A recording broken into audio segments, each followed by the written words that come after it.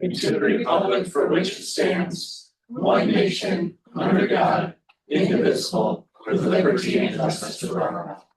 Thank you, everybody. Do a roll call here to determine quorum. Baumgartner here, Evers here, Ferguson Here. I'm here, Howard here. We are all here, so we do have a quorum. We'll start the meeting off today with the public forum portion of the meeting. When addressing a council, this is an opportunity for members of the public to address council on needs going on in the community. When addressing the council, we ask that you please provide your name for the meeting record. Speaking times are generally limited to 3 minutes. If there's any unfinished business after those 3 minutes, we can direct staff to work on the issue offline, or we can kind of convert it into a discussion item for later on in the agenda. So yeah, we'll go forward with the public forum portion now. Is there anybody here from the public to address council? Yeah, please. Do you want me to stand? Sit? Would you mind sitting there? That way we can get you on the that's okay, don't worry about it. It's pointing at George, it's not pointing at you. Okay. I'm Betsy Hennett, and I'm here to talk about the trees in the shelter belt on Viking Drive. And I contacted, you want their names, or do you just want me to tell you how many people I've contacted? You can leave the names out of it, I suppose. Okay. 6 people on our ride here that I've contacted. And here's what we came about. We talked about the trees after going to the city meeting and seeing what could be planted. No one liked the idea of a plain row of trees, so all one kind of tree. One gets a disease, they all get the disease, just like the ones they took out. Mm-hmm. No one liked the idea of having cedars, because if you have any kind of apple, pear tree, you'll get cedar rust scab on them, and then you don't have any good apples or whatever there. Everyone wanted a variety of trees in the row. And let's see, the trees that we talked about were between 30 and 75 feet tall. They have low to medium maintenance, and they're between 25 and 40 feet wide, and they grow between a foot and 2 feet a year. Also, the trees that were planted in there now are very close together. So they're real tall, but they have scraggly branches on them. So it would be nicer to have, instead of 7 or 8 trees planted behind each person's property, they have maybe 4 at the most. And you also plant for the adult tree along with that, and height and width.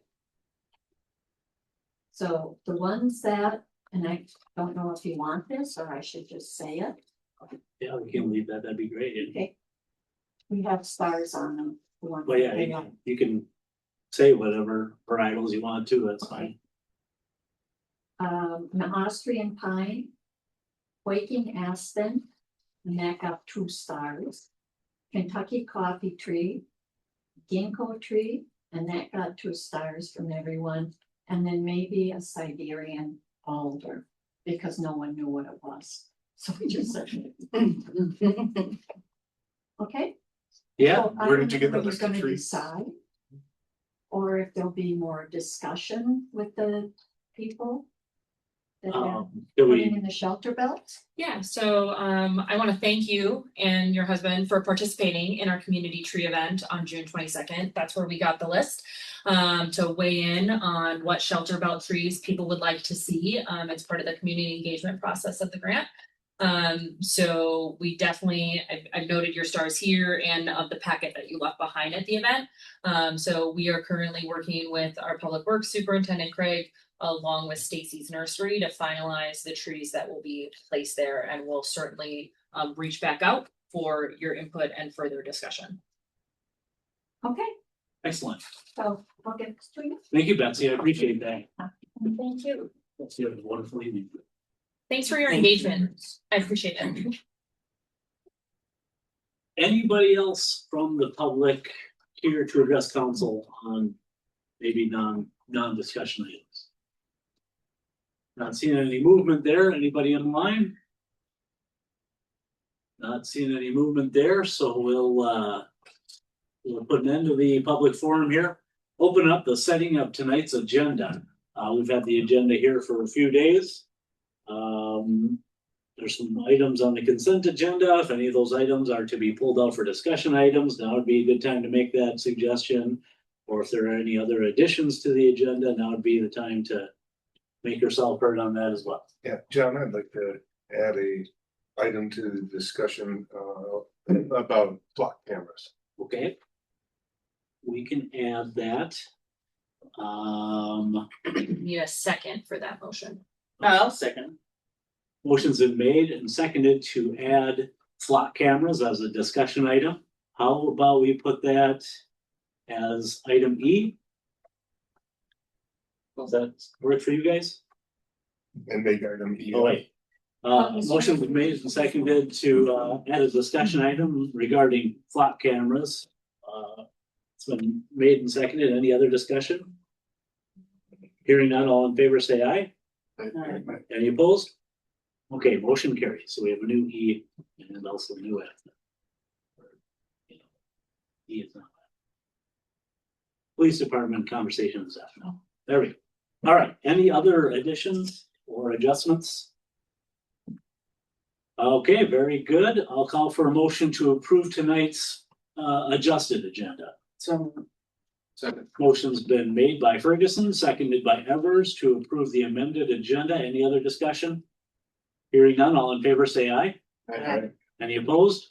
Okay, agenda is approved as amended. Moving down to the consent agenda. It includes meeting minutes from August 3, work session meeting minutes from August 3, resolution 80, which is setting a public hearing to consider the vacation of certain open space easements, resolution 81, setting a public hearing to consider a conditional use permit, and item E, the MRES Olivia distribution system operation and maintenance agreement. That's the consent agenda. I'll call for a motion for its approval. Second. Motion's been made by Evers, seconded by Howard to approve the consent agenda. Any other discussion? Hearing none, all in favor say aye. Aye. Any opposed? Consent agenda carries as written. We're moving down to discussion items here. First item on the discussion docket is a public hearing to consider the use of program income funds for the downtown streetscape improvement project. So we'll open up the public hearing, take some staff reports, receive any public comments if there are any, and then close the hearing back down. So we'll move on to staff reports here. John, before anything, I'm gonna just make it clear that I'm gonna recuse myself as a business owner from Main Street in this discussion. Okay, I respect that. Thank you. Susie, if you wanna come forward? Hello. This is a project that the EDA has kind of inherited. We've had some dollars that were unusable. So we've been working with Deed and also with our board in general, just trying to figure out what we can use these funds for. They're former federal dollars, so they're clunky, restricted. Basically, Deed worked with us and said, streetscape would be a very likely thing that this could be used for. So that is what we want to do with it. We've been working with Deed for quite a while now, getting our documents in order, that we can prove that we meet their national objective, which we are going to qualify under slum and blight. I know that's kind of a yucky term to talk about our downtown with, but we are using those words because we have to. It's the national objective. Those are HUD words, but we are talking about them in the sense that our sidewalks, the public infrastructure, is the slum and the blight issue downtown. They're become deteriorated, dangerous, tripping hazards, and blight tends to be contagious. So we're going to clean up our sidewalks and unlock these dollars that have been unusable for quite a while and address a need that's been in our community for quite a while too. So the project itself, we'll kind of get into the details of that. The next time I come here, when we do the actual project resolution. But essentially, we are gonna be taking out the pavers in 8 of the blocks downtown. There's a ribbon of pavers that runs between the curb stop and the sidewalk, and then there's some decorative pavers that make like a stripe pattern throughout downtown. Some of them connected to a tree spot, which is now been removed, and it's just kind of a mud spot. We're just gonna clean up our downtown and make it a lot easier for everybody to walk around and to also shop. We do need to do a environmental review. So that is going to be probably the longest part of this project, and we have SEH helping us with that. The EDA will enter, or excuse me, the city is the applicant on this. We'll enter into a contract with SEH, but they're estimating it to be about $15,000 for the environmental review. It's just a box that we have to check. Shouldn't be anything unusual, since we are literally replacing sidewalks and not adding anything new to it. We've got enough money in the reserves from this program funds to pay for the whole project. And then depending on, what actually is when they start digging up the pavers, how they're, glued in, cemented in. We're not sure exactly what that dollar figure is gonna look like. It's gonna be so many, it's like a labor intensive project more than like material intensive.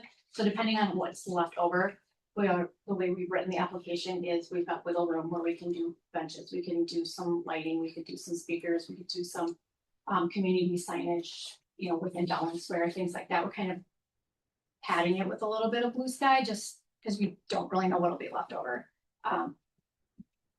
So yeah, we're just here today to get this project officially kicked off. Estimated start would be this spring.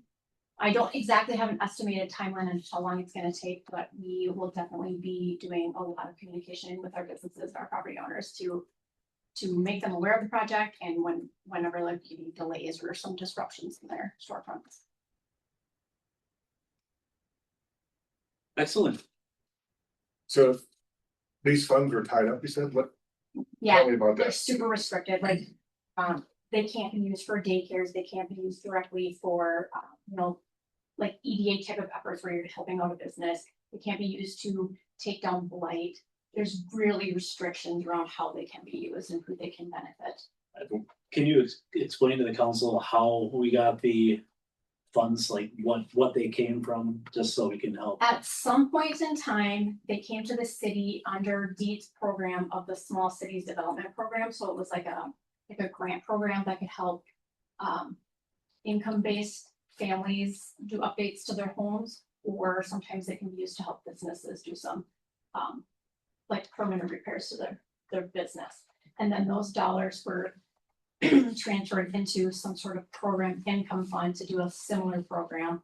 And we did a number of projects in some single family homes, and then some rental homes that also had to have like a low income type of restriction attached to them. So then these funds are still remaining from that. They've been sitting around for quite some time. Years or weeks? Years. Years. Decade. Mhm.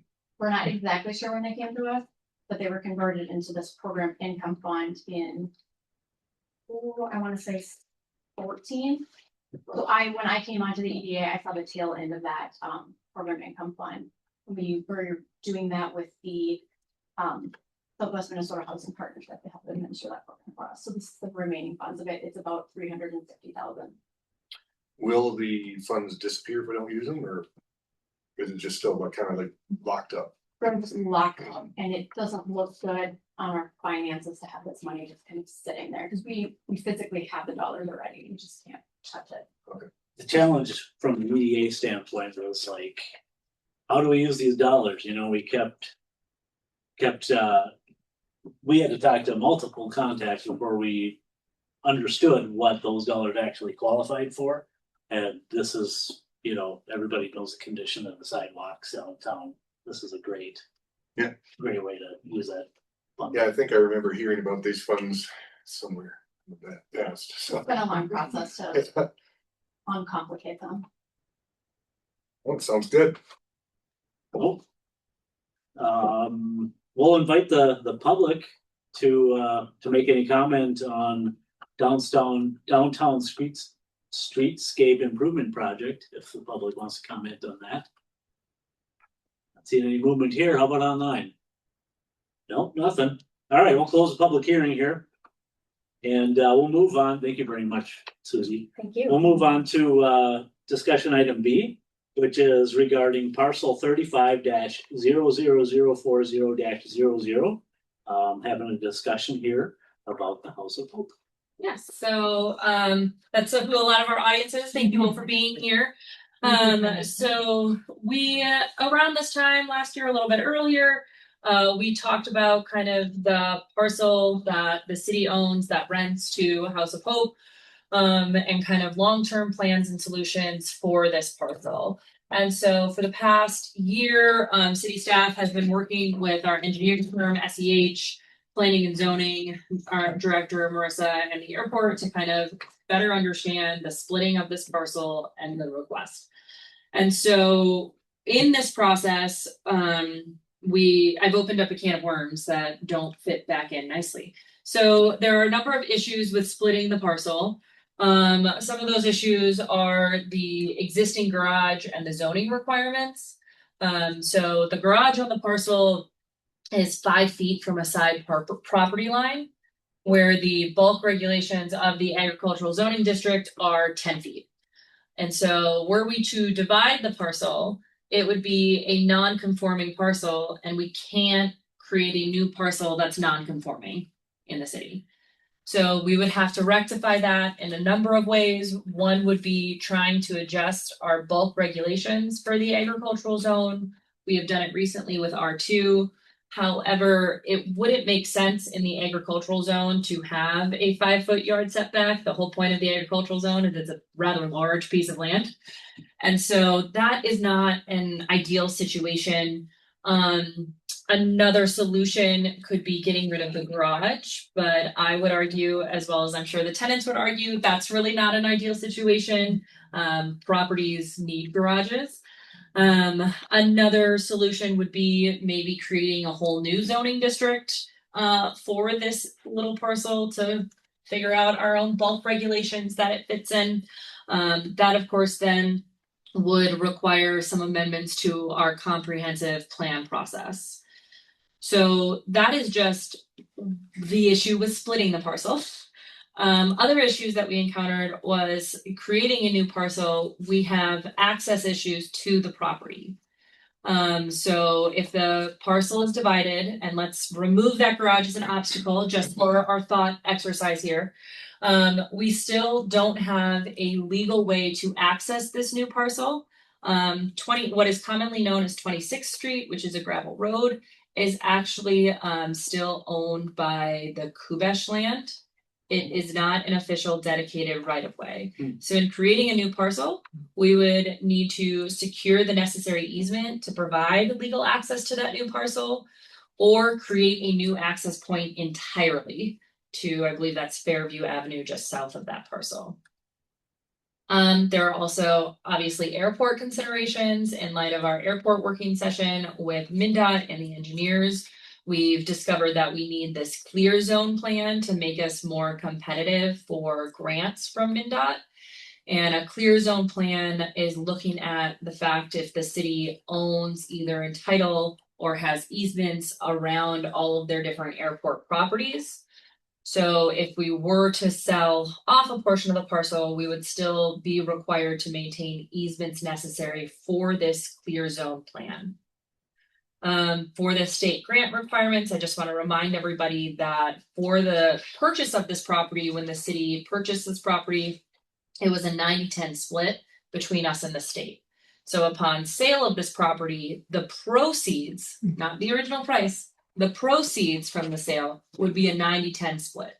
The city would get 10, the state would get the 90. Just other considerations, obviously, like a potential option is just to continue the lease as is.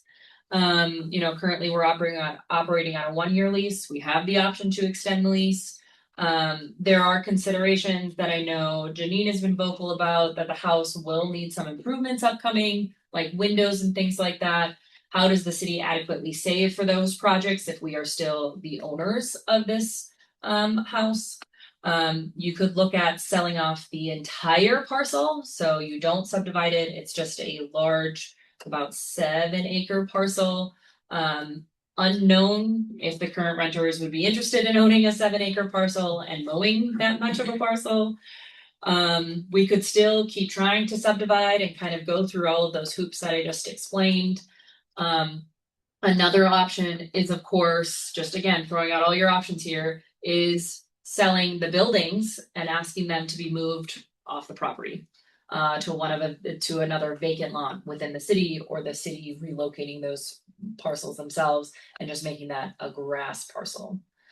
So at this point, because there are so many different directions to go, and so many different challenges with each option, I am requesting council input. If you have any questions for House of Hope, they're obviously here too. We'd like to know what direction we'd like to go in for this particular city-owned parcel. Do we have any idea when annual budget would look like for a CIP for this site? It kind of depends upon the project. If I could get some quotes. Windows are, anywhere depending upon the window, 20 grand is like a decent estimate for new windows. We don't currently have a CIP set up for this property. What we bring in from rent typically covers the small maintenance needs that are currently needed at that house, but they certainly aren't enough to cover if something major were to happen. I think the number one question we should be asking is, what are we gonna do with the airport? Because I think that determines. In what way? Well, because we need the land Mhm. if we're going to do anything with the airport in the future. And how are we feeling about? Yeah, if we ever want to expand the airport now or 20, 30 years in the future, Councilwoman Ferguson is correct. You want to own that land. We can't, so the land, I don't think we should let go of that land. That was the whole reason we bought it to begin with. So that's just me. If we can't subdivide it, definitely still. Yeah, if we can't subdivide it, and the easiest thing I think for everybody is sad, but to get rid of the garage. You know what I mean? Like that genuinely, I think would solve the problem of being able to split it, correct? Yes, that's the Then the garage is a split major would be hurdle to done, split it. and then the sale could go through. Can you At pick it that up and move it 5 feet so you get your 10? Who's gonna pay for that? Wow, just wondering. I think it probably can be moved. Splitting, Again, we could look at creating a new zoning district as well, if that's something you all have an appetite for. Is a variance something that could be requested for that? Are It's- we the ones that give the variances anyway? The 3-prong test for variances, we did, myself and Marissa discuss this. We don't think that this is a good fit. There's nothing necessarily unique about the land, right? Like there's a 3-prong test for a variance that we went through with some other variance questions. There's no unique physical characteristic of the land that dictates that garage be where it is. Okay, The truth of the matter is, this is a fault, to be honest with you, of the city. When this garage was first built, we got a permit, but we did not require a site plan. We did not get a site plan. We authorized it to move forward.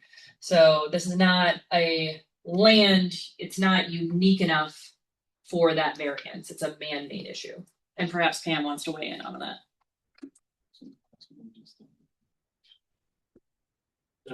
Sorry, the terrain has to be like a unique physical characteristic of the land, like it's too close to a ditch or something like that, and that's why you have to build it, or it has 3 front yards. And was the garage built after the airport was there? I mean, the airport's always been there, right? I believe the garage was a 2016. But the garage isn't in the way of the airport, the No. garage is in the way of splitting the parcel. Correct. It's fine where it is as far as the airport goes. If we continue to rent it out, it can stay there forever. Keep in mind, the other challenge with splitting the parcel is that the House of Hope would not have a legal You access can't to get into the it. road. Yeah. We would, yes, we would need to work to try to secure an easement or try and make a different driveway. So the garage. And if the garage was flipped, could the driveway then be flipped with the garage? You know what I mean? Would that make sense to turn the garage and then start the driveway, so you're coming in on Fairview as opposed to Just so people are 26. seeing this. Right. I mean, you could still come in through 26, but Oh, that's the parcel way up there, huh?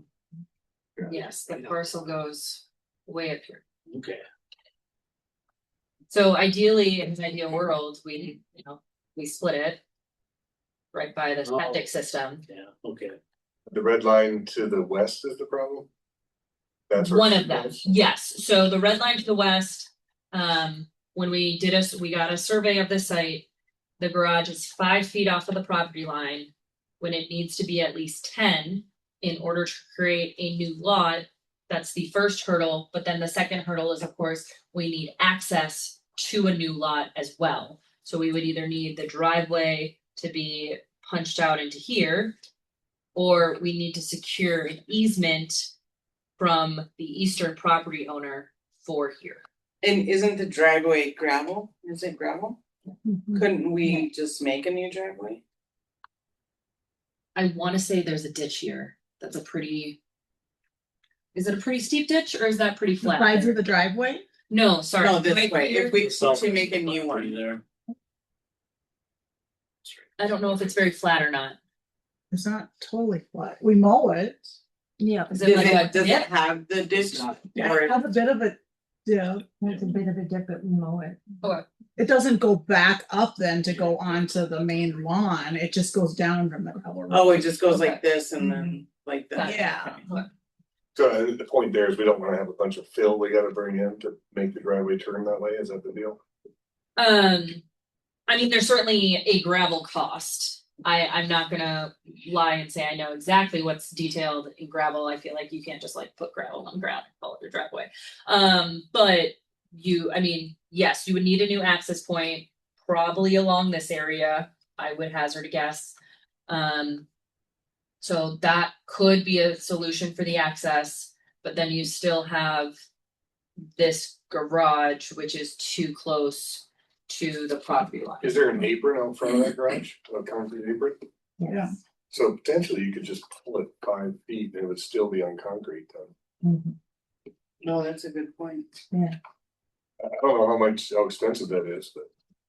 And have you looked into, or could you possibly look into, because of the House of Hope, it's nonprofit. Nonprofit organization. Is there any grants that you could get to make that move, to help assist you in moving the garage over and I mean, currently the city owns the property. We don't, we own Yes. garage. We own it, No, so but if we wanna I'm make these saying changes if to we- sell it. right, yeah, but if we. Because the way, so for example, Susie just said that they gave landlords money. Yeah. For funding for housing that had certain things tied to it, so this being a nonprofit has the ability to take in money from. People that can give nonprofits money Could and we grants. use some blight money for this, if we have it extra? Yeah, if they raise the money, then they would have to donate it to the city would accept the donation and then move their garage. But it is That's doable. as an owner, Or can you write it into a purchase agreement? we could write it into a purchase agreement. So it doesn't have to be done to make it happen It just would be, It would have to be done though to subdivide the lot. Yeah, it has to be done to make it happen, cause well, if they. we have to move the garage. But if we could say, we will sell this, and as soon as they sign it, then the plan goes in to move that garage. We would can need sell the it until we garage split in the parcel. compliance before we split Yeah. the lot to then Yeah. sell the lot. You can't, This is, it's like a problem with words. It's. No, it's- silly. no, it isn't, it isn't, because We have to split that lot because it's. you so have to hard. split the lot before you do the sale, or else they either are buying the entirety of the lot because it's not split. I'm just saying, why can't we split it? You know, you're splitting it on paper to sell it. Because you legally can't split it. It's my problem with words, because the hell, why can't you do that? Why can't you write it in the purchase agreement that upon buying it, then the garage will be moved 5 feet, so it frees up that requirement and where everything's kosher. We could do that, but we would also want to write into the agreement that if it didn't happen, they would give us consent to go in and take the garage down. Yeah. Yeah. And then we would assess the property. Can we subdivide the lot though before the garage is You're- moved? Because we're then creating a non-conforming lot. to Right, sell. but I don't, I'm- you're not I'm gonna be saying able it's to not divide, necessary. but I'm just asking. you're not gonna be able to do I it. think that we can find a way, Uh-huh. if the purchase agreements are signed before the actual, you would approve the subdivision contingent on the approval of that purchase agreement. And in the purchase agreement, it would have that requirement. But it would have that safety clause in there that we could go in and remove that garage and assess the property to do it.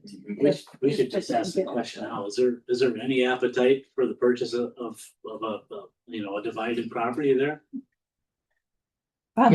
Divided property? Yeah, if it was just, north of those nice little trees there, if that was the line, would you guys consider purchasing that even? Yeah. Okay. Yeah. So Just then a we're all- practical issue. I think our Yeah. lease comes up November 1st, and frankly, we might need to extend the lease. Yep. And I don't know Right. that we could accomplish Yep. all this in that time Okay, frame. We can accommodate. this is the beginning of the conversation. Yeah. Okay. Exactly. Got it. Yeah. So in splitting that, what would be the size of this parcel? If that, It's just, I wanna say it's 3 to 4 acres. I wanna say.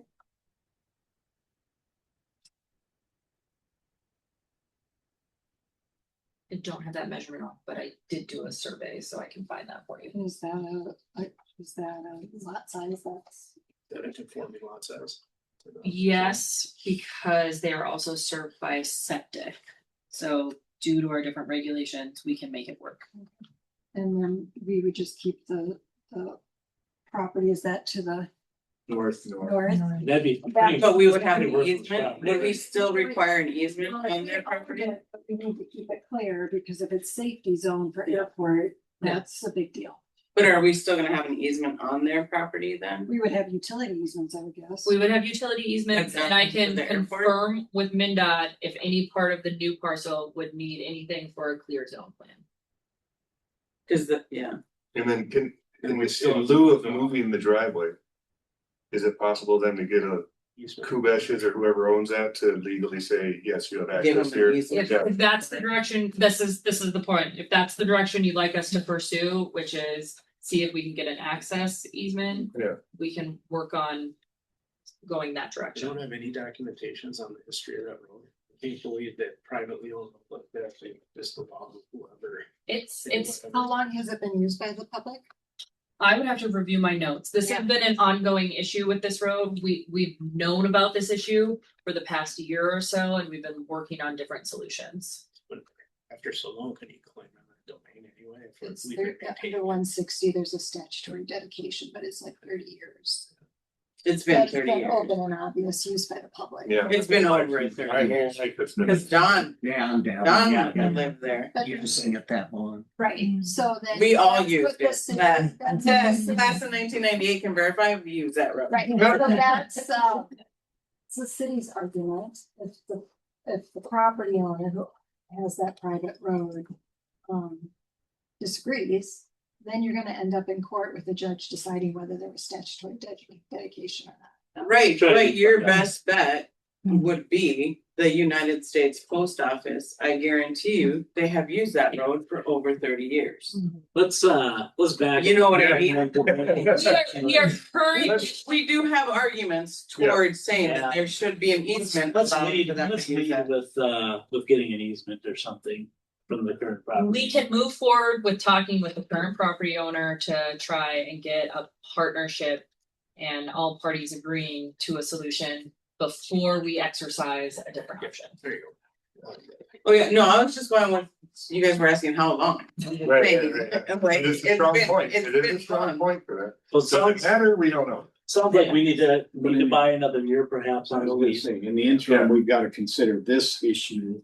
And I would make the motion to continue the lease with the House of Hope. So that they can continue to do the work that they do out there. For another year. For another year. Can we, Well, wait, I need to talk about this. Go ahead. We can get a second and then we'll enter the discussion. Thank you, George.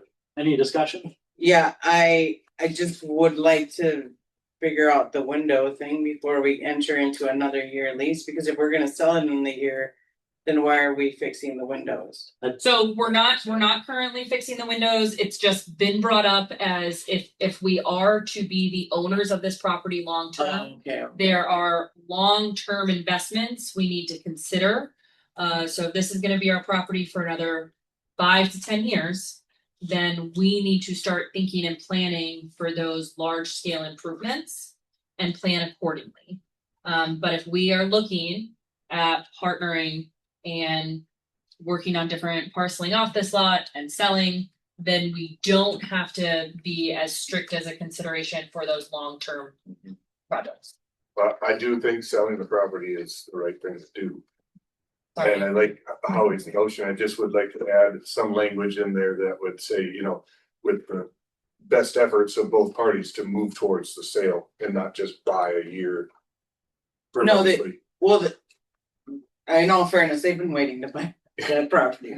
It's us that's the delay, not them. It's us on our end. Well, I think we'd sell it today if we could. We've got Yeah. the dump road. It's it's What'd you taken a say? while to figure Yes, out all of the course. different hurdles for this property. Yeah, and I totally understand. But I do have some questions about windows and things like that as well. Because, there is a couple of windows, one in a bedroom and one in the bathroom they're bad. I mean, they have snow coming through them in the winter. So what can we do in the meantime? I mean, if we had the money and we want to somehow repair these or get them updated, because we can't have that with our residents, not being able to do anything about these windows. So like you While want we're a in- clause to give you the right The to right to repair what needs to be repair what needs to be repaired. Right. I think some of it too is, it says like structural stuff and it's a little like hairy about. Like right now, the screen door is not on and, we have a screen door, we can put it on, but we're not allowed to put it on now. So the issue with the screen door is they had a screen door and throughout the years, it's a very windy location. Yep. So it's been slamming back and forth and Dave Triplett has been out there multiple times to replace this screen door. So we ended up in consultation with Dave Triplett, who's our typical handyman out there. We took it off and it's our understanding now that the bottom seal of the door needs to be replaced for weather. I was unaware of the bottom seal of the door issue. He's been notified that is an issue to fix it. I haven't seen that, again, with all of the wind out there, that a storm door is a good use of anybody's funds if we're just gonna keep sending Dave out there year after year to fix it. But I don't think they want Dave to fix it. I think they want to fix it. No, we don't. In fact. They just want to fix it themselves. We purchased the door already to put on there. The door that was there ever since we've leased the place, and that was almost 10 years ago. The parts on the door were replaced. The handle, that thing on that Piston. cylinder was replaced, but the door was not replaced. So the screen and everything was getting bad. It wouldn't, how you can push the window up to latch the screen. It wasn't staying. Got it. And yes, it is windy out there, but we're prepared to put on a door that can handle wind. One that will, Yep. not slam back and forth and make sure that, and we can have it installed too. I mean, we just want I'm worried that. about ongoing costs, so I mean, with their, if it is written into the agreement and we can update the Mhm. November agreement. That the door, so right now in the agreement, the city is responsible for doors, windows, everything like that. So my concern with adding a storm door, especially if it's windy, even if they purchase it, is that we maintain it. we maintain it. And so if it's gonna be windy and it's gonna be slapping back and forth, and this is gonna be an annual call to Dave Triplett. I'm not looking at that as a kind of maintenance-free option, which is what we're trying to do. However, if we wanna change the lease agreement for our next signing for the year, that says they are responsible for purchasing, for installing and maintaining these types of things, then I'm fine with it. My concern is the city's ongoing costs with a storm door that again has been problematic. A storm door has been problematic in the past. I like the solution of allowing them in the new lease, and I think it should be, come to the landlord. And I think we can empower you to say yes or no to repairs, and let's just let them repair things in the house. I don't have a problem with that. Typically, when I say yes to repairs, the city is funding those repairs. No, you're not, Everything. you're saying yes to them. Oh wait, for some of those repairs, okay. Yeah, like For if the they wanna exterior put in a stuff, new yes. window, then, Yep. then they're gonna pay for it and install it, then. Right. If we put in new windows, will that adjust to for purchasing power later? Because we are now I don't upgrading think, our house. no, I don't think so. If that's what you're hoping to get out of it, then don't do it, because we're not paying for the windows. No, I think I'm not saying that, I'm just Another saying, problem, Wendell, is that there's an election coming up and some of the decision makers aren't gonna be here. So whatever we say now as a informal agreement can be completely wiped away January, unfortunately. So we can certainly update a lease to kind of reflect what was discussed here for the next lease in November to talk about the doors. I mean, if we'd like to change the lease and to say things like windows are under the leasee's responsibility, not the landlord's responsibility, that makes that kind of issue a concern. But then again, to your point, they're investing in the structure, Adding value to it. and then when it comes time to divide and sell. So can we adjust the lease then? Can we give them the first right of purchase? I think it's currently in the It's lease. in there. Yeah. There you go, there's your protection. um, As far as us fixing the window, that's what that's the only reason that we're willing to sell the house, is because we don't wanna maintain it. Right. You know what I mean? Right. Otherwise, it could just be taken down and then the lot's Right. just left for the airport, because that was the reason for the purchase. But Right. because you guys do what you do as a city, we came together and gave you the ability to rent it. Right. And we're giving you the ability to fix it if you like. Yeah. But again, if we sold it to you today, it would still be yours to fix. You know what I mean? Correct. Like, I think what we're saying, we- Adjust your purchase agreement. Cause anytime you do a purchase, if I go buy a house, anytime I buy a house, it's subject to an inspection to see what you have to, the seller have to upgrade or what you have to fix before we purchase it. but we're not gonna fix it, and if you don't purchase it, we're not gonna fix it. If you purchase it, we're not gonna fix it. So that wouldn't change on our end. You see what I'm saying? Your You're not- value, you just can't sell it for as much as you would want to because of $20,000 of windows that you haven't put in, right? It's basically. what Well, we're whatever saying. the value is that We would get I an think appraisal. Yeah, and I think. we get appraisals and get you know what I mean? It's just, This is all part of a negotiation that would happen with respect to, yeah, we're obviously, putting you the don't know cart how- before the horse. You don't know Yeah. appraisal value, you don't know. Cause Wendell, you're saying you don't wanna pay for these windows, then pay for them again buying the house. Correct. yeah, that makes sense. I wouldn't do that in my Then- house. Wait to do the windows until after you purchase. Yeah. Till we purchase. Yeah. What I'm saying is there's women that Well, are there's living only in two. these rooms, we wanna be able to at least fix You know, Those two. those two windows that we need fixed I think so. without, you know, having, battle about, It's not like this is a. how we can do that. You know what I mean? Because obviously I don't want to be in a bedroom where I'm freezing to death in the middle of winter. I really don't. So that's what I'm asking so that we can obviously, do these repairs.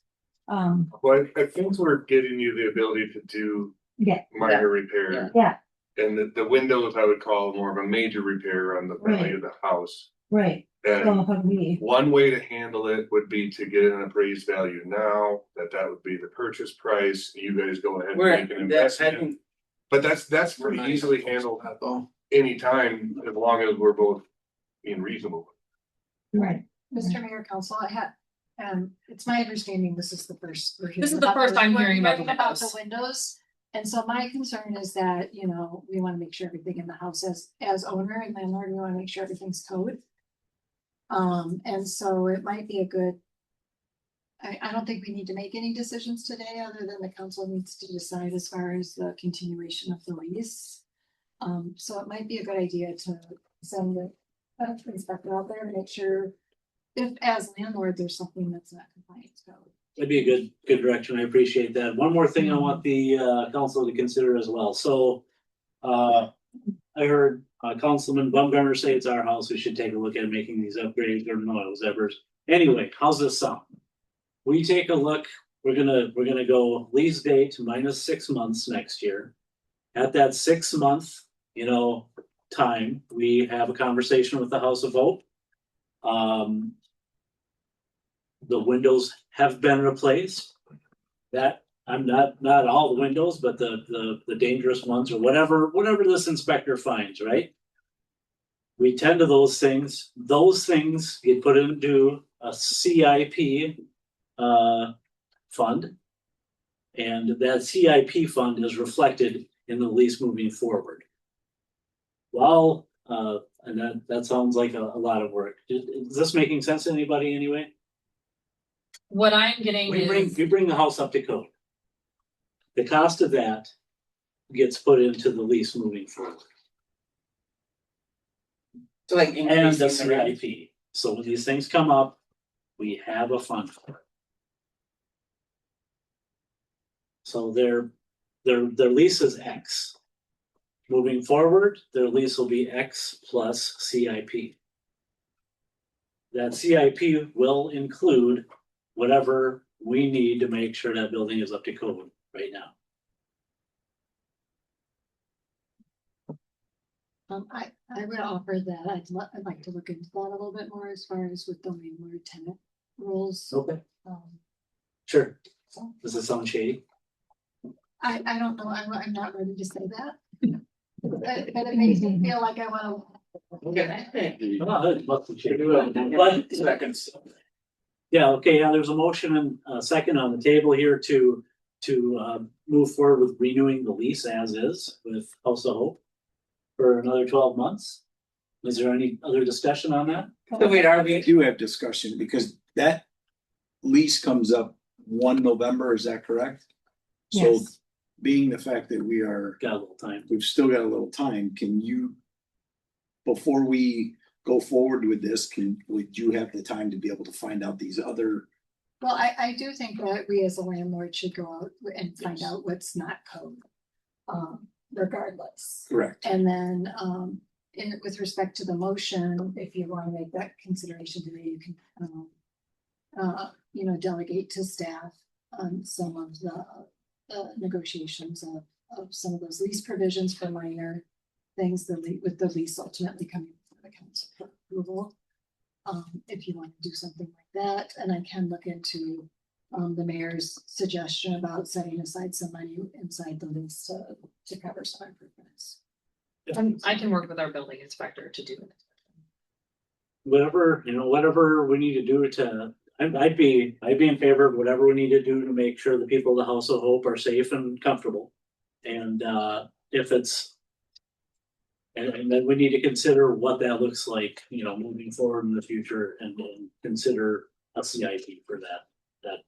It's, yeah, just like every other structure we have. in town. Yeah, it seems like what you're saying is whatever we invest, we wanna recoup upon sale. Or lease. Which we will, because like you Yeah. said, it's gonna increase the value of the house. Mhm. Right, so Yes. it's not such a big deal if we, if we put it in first or they put it in first. If it all comes in the wash. So directing. you- We're gonna get the house inspected for kind of looking at these issues to understand what may be in or out of code and suggest improvements. And then we'll work with the city attorney about kind of landlord tenant rules and prepare an updated lease for you all to review. And just to make sure I understand correctly, you guys are willing to move that garage 5 feet, which seems like the biggest stick in the mud we have with this whole thing to sell. See, I think we We need to talk to need the to, board. yeah, talk to the board about it. Yeah. Board of because if directors. that can't get moved, then we can't partition out, then we can't Right. sell it. That's what it sounds like, anyway. Without some other hurdles to jump. Yeah. So I'm making sure like we can't install this screen door then until this inspection. They're gonna inspect the windows and the screen door. They're gonna storm door. inspect the whole property. Yep. Okay. Yeah. Got that. Okay. Is that an okay resolution for now? Do we have a tentative lease? Cause we have to look at budgeting too. Yes. Yeah. Yeah. We're not gonna put you out of there. Thank you. Thank you. Thanks, guys, for coming in. Yeah, thank you. Thank you. Good. We're gonna talk about alleys. You're welcome to stay. We're not offended if you leave.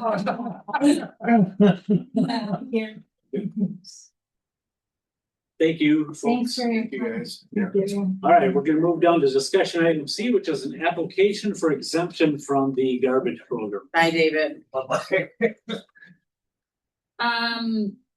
So this is, as you may recall, some time ago, we put in our code different exemptions for garbage and recycling. We received a call from somebody regarding a garbage exemption for a house that's part of a sale. The property owner no longer lives there. The estate is charged with selling this house. They are looking for an exemption because nobody currently resides there. But the city attorney has more to say about garbage exemption, so I'm gonna turn it over to Pam. I do. And I didn't pick up on this when I reviewed the packet, so I apologize. I'm just bringing it up now. But the statutory exemption, which our ordinance is based on, and the exemption in the ordinance is only for environmentally sound alternatives. There are some cities who have included in their ordinance language for vacant buildings. So technically, it doesn't meet our exemption. I would say that I think that a motion could be made that a vacant building is using an environmentally alternative option because there is no garbage being produced at that, but I would caution the council to make the exemption contingent until there's occupants. Because you don't want to provide an exemption, then that goes with the property and then future residents or tenants or whoever come in and then there's no requirement for that garbage. I would also say if you make this exemption, we have a number of vacant properties that are going to come for this exemption as well. If this is something we're choosing to. Is it vacant because they're selling it? Yes. It? That's, I mean, Yeah, it's part of life. that's gonna, so if it sells in 2 months, then we have to, how do we know that it sold? Who's gonna tell us? Do they come report it or? We would, that typically in a house sells, you have utility changeovers. So we would know when somebody is registering for utilities for that property on what their closing date is and things like that. So somebody wants to not have to pay $5 or $10 a month for garbage for a couple of months as they sell a building? Yeah. Correct. I'm on the other side of that. I think if they're like we shut off people's water and don't charge them. Yeah, but I mean, who goes to the city and asks for No, I mean, people. relief you from the can garbage ask bill all- where they're selling the property? I have two water meters. I can have to have one shut off. You still, if it's occupied, you still have to have one source of water. You still get. You still have a service fee. base rate. You still. You still get the base rate service fee. If you have I just think it's stupidly complicated for very, very small. that's a payouts. lot of work for them to do cause the house is for sale for a month and then you come in and another person coming in, you're gonna have people sell their homes and then renters leave for a couple weeks, so then do you come and ask for that? Yeah, that's the Pandora's box that it's gonna open. Is the landlord gonna have the opportunity to come in and say, well, this parcel, I can't get it rented right now. We've got one particular property owner in the community that's probably got at least 5 or 6 that are empty. So, oh, I can't get them rented right now. You gotta give me a break on this and that and the third. Yeah, and then Where does it end? Does it, people go away for the summer to the lake. They shut the house down here because they're off at the lake. Do we stop? Or snowbirds. Exactly, same scenario. Do we I just, write that I into feel all like the it's not, this is not a hardship we're putting onto this applicant. I don't feel, I mean, it's not demonstrated to me that it's a hardship. I don't know why we make an exception. It doesn't mean. The ordinance or state law. Our state law specifically says that every household should have some garbage service, and whether that's the regular garbage service that's contracted through the city or the providers that are provided, or proof to the city that there's an alternative or environmentally sound and safe garbage provider or disposal of garbage, so. I mean, with no context to understand why even, it's just, no, I'm not. The application states just no one resides at this residence. If the application for conversation's sake stated that they bring the garbage out to the farm where they have a contract for refuse pickup, would we then accept this application? I don't think so, because it's not environmentally sound. If you're burning garbage or burying it, that's. I said refuse pickup. Oh, refuse pickup, okay. No, I just don't wanna complicate my life that much. It'd be a pain in the butt to deal with this all the time. You would shut down that application as well, just for conversation's sake? Maybe I didn't. it's not the same conversation, Right. because that one's actually following in what we want them to do, and this one isn't, And that's I two as the different. attorney would recommend that meets your criteria.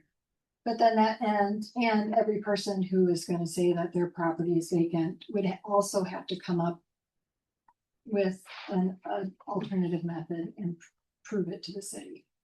In the form of receipts showing us Right. what's being taken and things like And that. I might change my attitude if they come and say, if this is killing me, I'm gonna, I can't feed my kids or whatever. Okay, you have my attention, maybe I'll help you out, but this just seems like I don't wanna touch it. Well, somebody can take action on it. And I would make a motion that we deny the application for exemption from Olivia's garbage program. Is there a second?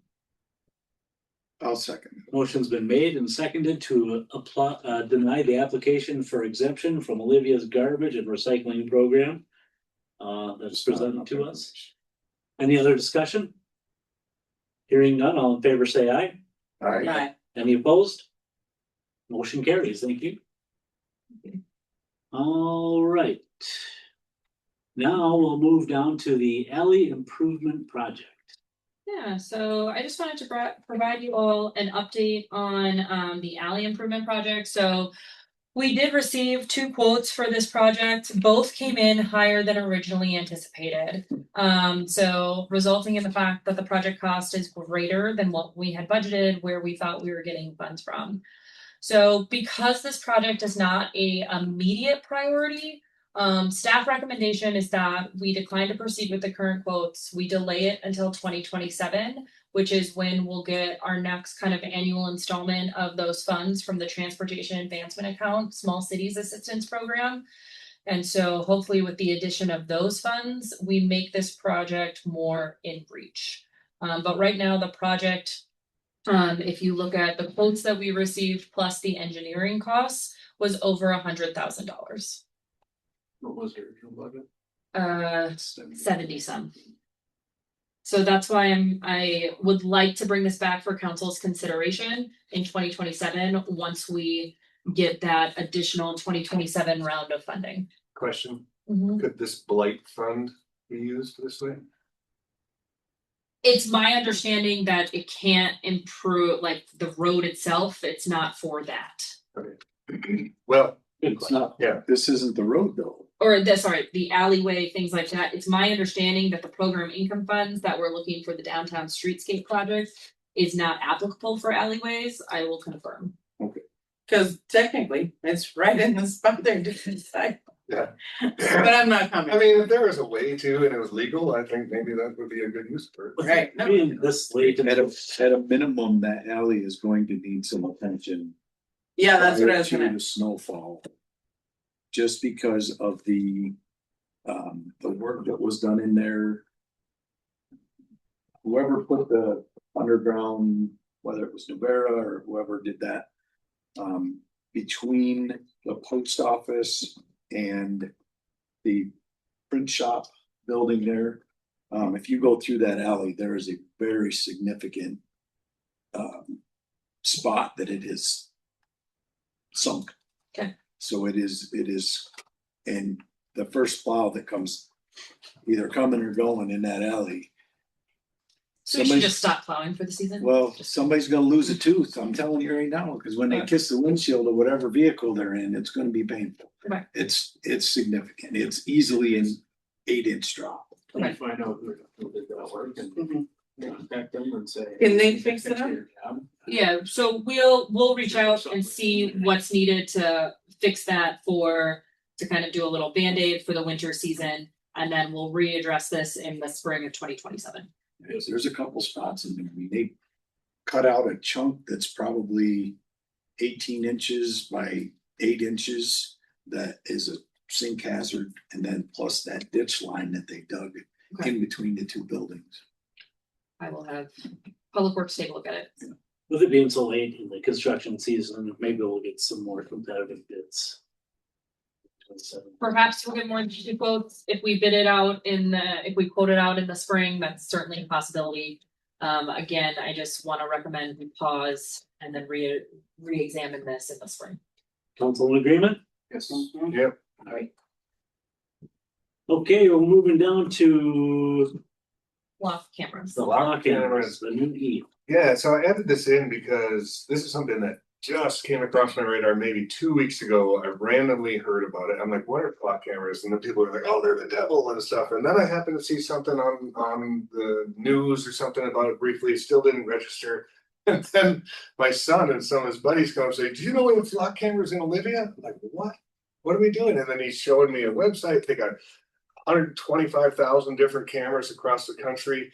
And primarily what they're doing, especially on the ones we have here, are taking a photograph of every vehicle as it goes in and out of town and holding that information for 30 days, strictly for the position of being able to identify people that they want to identify.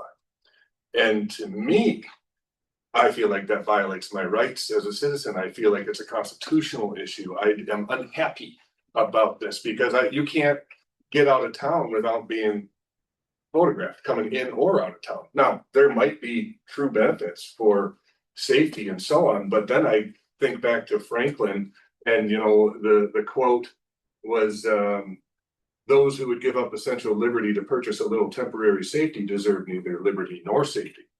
I feel like society got along for a long time without flock cameras and we got this far, and I don't feel like I want to be surveilled all the time everywhere so that someday somebody can nail me to the wall for something that might have happened and I might be wrong.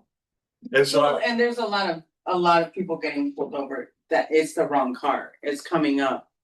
It is coming up that it was a stolen car or the car was and it's it read the plates wrong. So there are Does the city contract and have flock cameras? well, let me finish. Can we control what this is? Well, no, Then what are we talking about? because I want to lodge a Have the formal discussion. complaint. I want to just put it out there publicly that Public forum for that. I don't think anybody knows, and I think that they should be informed, and that's really the purpose of this, so that's how I feel. And I have this seat, and I feel like it is something that is worth mentioning, taking legal action against. I mean, the reason these cameras are taking off, not because it's new, it's that they're cheap. They're extremely cheap. You need a pole, the camera, and a solar, and it operates forever. And they're tracking so much data on people who are doing nothing wrong. It bothers me. It bothers me from a constitutional standpoint. And one of the reasons they say they have it is for high-speed chases or whatever, so they could find where the car is. As a person who has driven back and forth to Granite for 15 years and have witnessed 3 or 4 high-speed chases on 212 in the morning, they don't get away. They never get away. They always get them. Granite comes, Redwood comes, Wilmer comes, Olivia goes, the sheriff goes, they got it. Like that, to me, that argument to me, personally, I have seen them catch the guy every single time it happened. So the camera's not gonna make a difference. For some people, it feels like a clear violation of rights, right to privacy, a right to do things without having the government know what I'm doing. And right now, it's like we're just giving it away constantly giving it away. They're snapping pictures of you, and just wait until it's your turn in the barrel. You drive a Tesla, you're on camera all the time, man. Thank you. Well, we all have some. I was coming through that. That's choice. That's by his own Yeah, choice. I got it. Mr. Mayor, Yeah. can I just quick to Councilwoman Yep. Ever's point? So the flock camera that is within the municipal boundaries of the city of Olivia is, I spoke with Sheriff Pable today about the flock camera. It's currently being deployed by the Renville County Sheriff's Office. It is in a MnDOT right of way. They have received permission from MnDOT to place it there. It is being utilized during a trial period. They are currently doing a trial period from flock cameras. Sheriff Hable did want to let me know that if people are concerned about the use of flock cameras, he is very happy to have a conversation to talk more about it. If this is an issue council would like to hear more about, I would be very happy to invite Sheriff Hable to come to a council meeting to explore the use of why they chose this technology, what their test results have been, if they're looking at even extending their trial or not. So if this is something that the council would like to hear more about, I'm happy to invite the right people in the county here. But that's up to you. Yeah, and there might be a legal argument to be made too, like, can they from state ground monitor the city property where we have jurisdiction? And if that's the case, turn your camera around then, don't point it at Olivia, leave the citizens here alone. Right, you could turn it to 71. Yeah, take a picture of the field. It rubs me the wrong way, fellas. I totally get it. I don't like it either. I get it, I don't like it, but at this point, as a city council, there's nothing we can do. Is that the answer though? Is there nothing we can do because There's it's in nothing the city legal in limit? it. There would be nothing.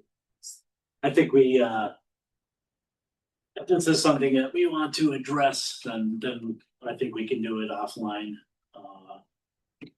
with the sheriff's department. I don't, there isn't any legal leverage we can take the way it sounds as a council. No, But I think we can advocate for our constituents appropriately. that was it. My goal is really just to raise a little awareness, make a motion to formally ask the county, why are we being surveilled? We weren't notified, we had no idea, found out on my own, and nobody likes that. It's totally illegal for someone to put a camera in the shower and watch people, and then how removed is that from what they're doing to us? Because you have an assumed right of privacy in a shower. If you're in public, you don't have any assumed right of privacy because you are in public. But you're in your car. You're in public. You're not in your garage, you're in public. So there's no assumed. We don't have to agree with it. Yeah, We don't have to appreciate it. I'm seeing a divided council, so if this is something that we want to individually advocate for with the sheriff, I would encourage that that'd be the best route to do it, but if there's any action that needs to be taken, you know, obviously that's within your purview as well. Otherwise, we can. Well, Mr. Mayor, may I offer a few thoughts? Sure. I think that, before the council decides to take, you know, anything to a motion or vote, it might really, be beneficial to hear from the sheriff. To learn a little bit more. There's a lot of floating information about flat cameras. I don't have obviously a personal input on any of it. But I do know that the systems have been used differently by different jurisdictions and through different agreements. And some of them are a closed system, which are kept within the city and don't go outside by other agencies. And there's some agencies, some jurisdictions who choose to enter into agreements with other agencies and share that data. So they are used very differently. And that data under the data laws, just so you know, is not public data. So, and there are restrictions for those entities that haven't entered into any agreements to share that data. There's some restrictions on the protections of that data, and it has to be immediate under the data laws. It's deleted within a certain amount of time, like so. It's supposed to not be around. So I just think that there's probably a lot that you don't know about the cameras here, since since you guys didn't purchase them and they're not on your polls. I will also say to Councilmember Baumgartner's point, there are cities who are part of this trial period. And there's cities that I know of, not counties per se, but that's just because I don't work with counties as much, who have decided to not participate any longer in the trial program because of the feedback that they've gotten from public. So to the mayor's point, it's probably most productive or influential to provide that feedback to the jurisdiction that actually has control over whether you can put that camera. That's a very good point. If the county heard more complaints from, well, largely, I think my purposes are served. Okay. Would you like me to extend an we want invitation to to- the sheriff able to learn more about this issue or no? Yes.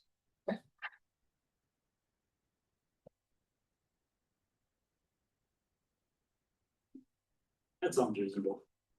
Okay, all right, now moving down to F, Police Department.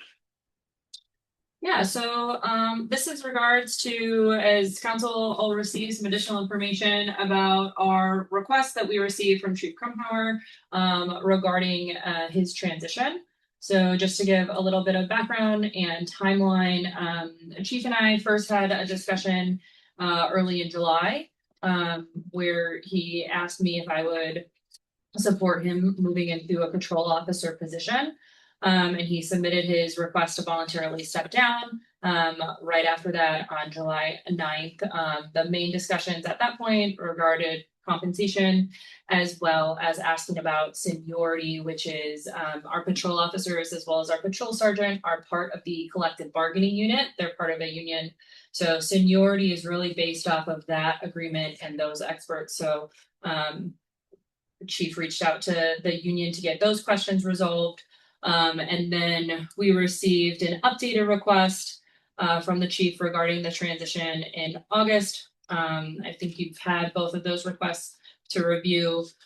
Some of the things with the updated requests are a waiver of the probationary period, which, I mentioned that a probationary period would not be required as part of this internal transition. There was a request from the chief regarding a primary squad vehicle.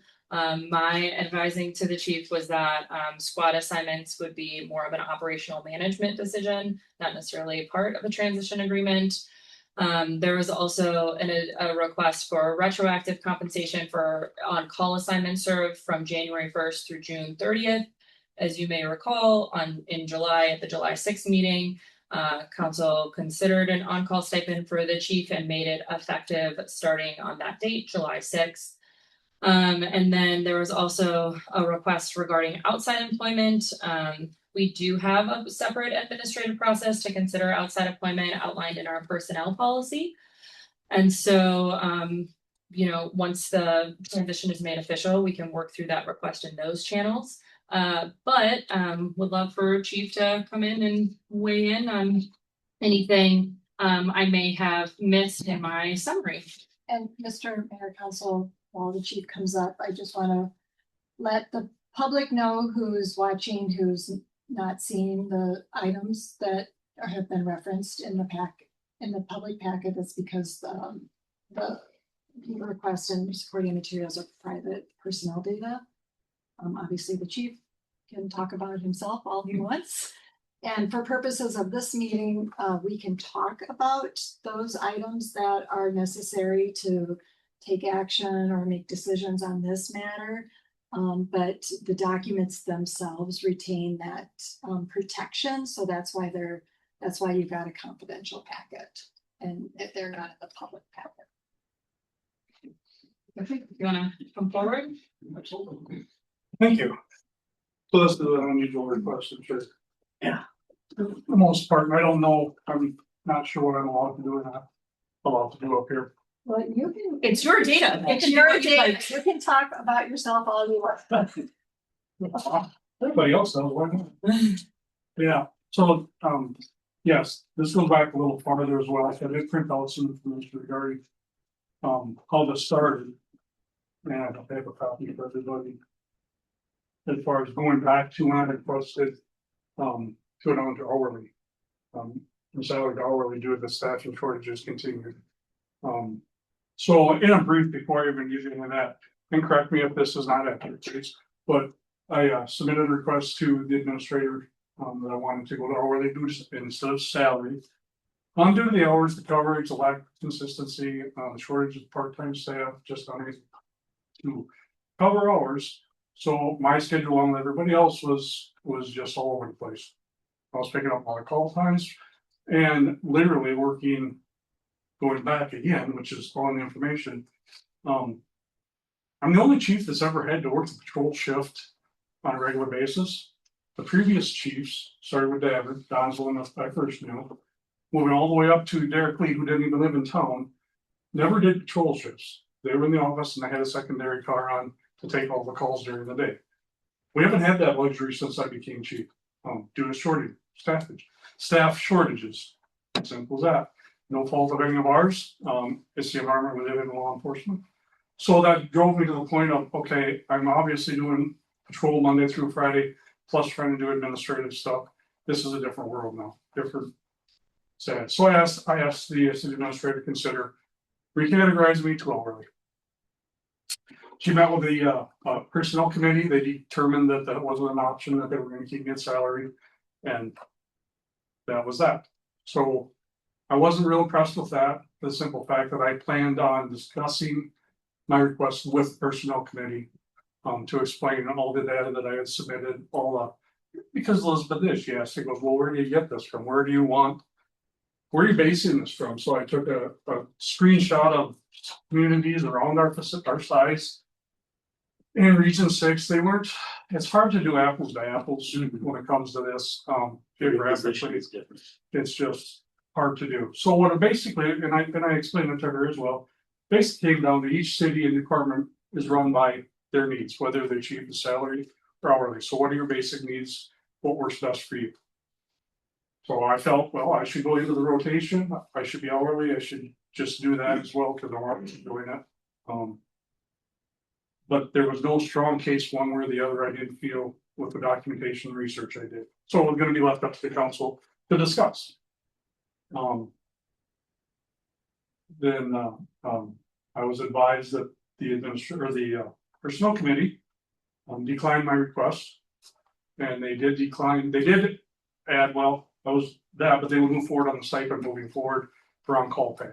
Well, I don't know how many council members knew what I had originally requested.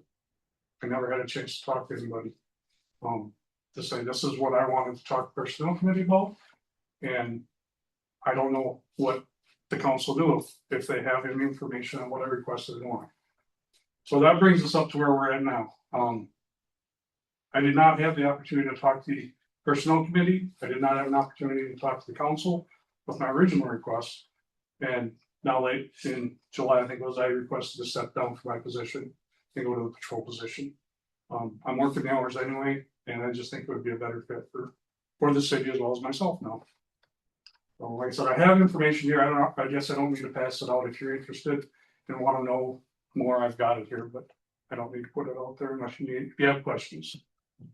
So that is what I'm basing this off of. Yeah, we're gonna have a hard time finding another candidate. We have since the day I started this position as chief. We all know how many people we've gone through. We all know the enforcement line is not popular yet. We're not getting good candidates. We're not retaining candidates. I'm responsible for it. End of story. And I obviously can't do it. So there's somebody else that can do a better job getting good qualified applicants that I don't have to hold their hands and worry about what they're doing every night when I go to bed. Bring them in. Make the department better. But in that saying that, I would like to stay with the force because I still got years in me. I do a great job and what's the tough of that, but I think I do really well on the street. But that's where I'm at on it. Questions? Any questions for the chief?